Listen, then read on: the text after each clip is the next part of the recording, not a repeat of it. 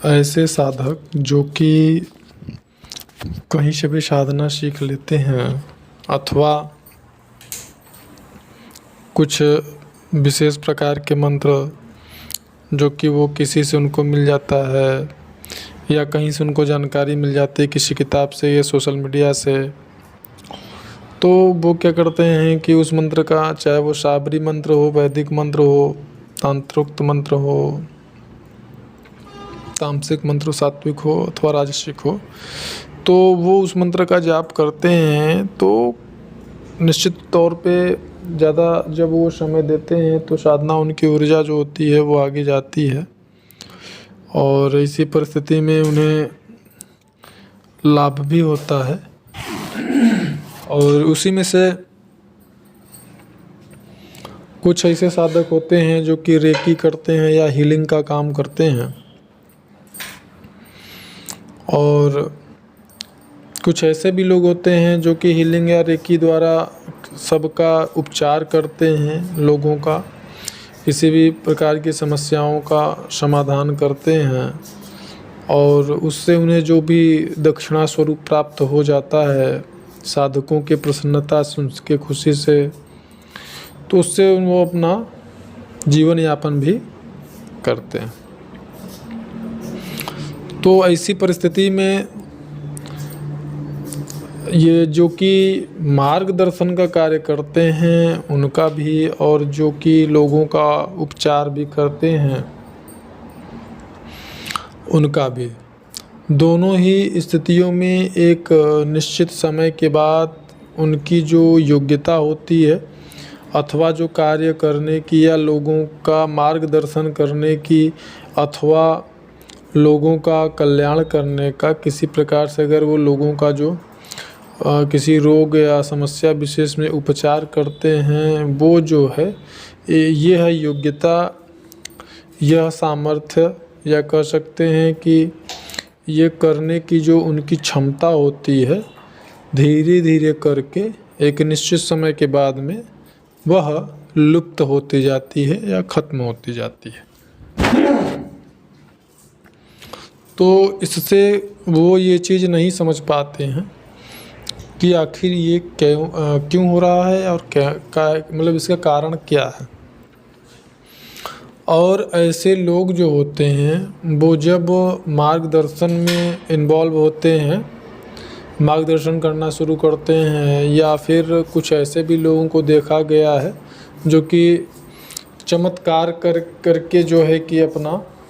एक व्यापार जैसा चलाते हैं, तो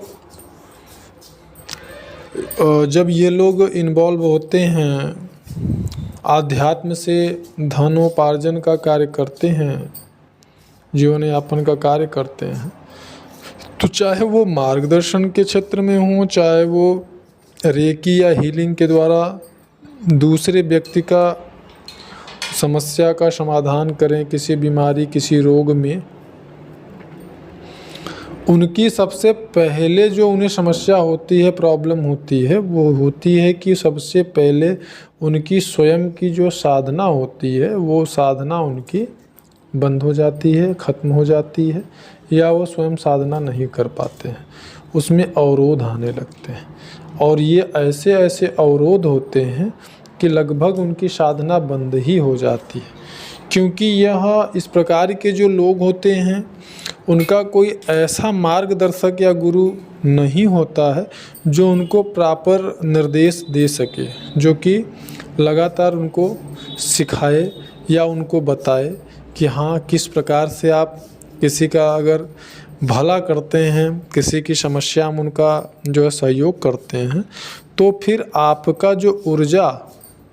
खर्च होता है वापस उस ऊर्जा को आप फिर से कैसे प्राप्त कर सकते हैं, अथवा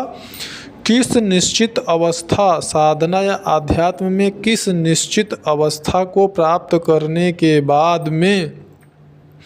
आप किसी का मार्गदर्शन या किसी के रोग का उपचार या फिर किसी प्रकार का कोई यह क्रिया करने के लायक या करने के योग्य माने जाते हैं।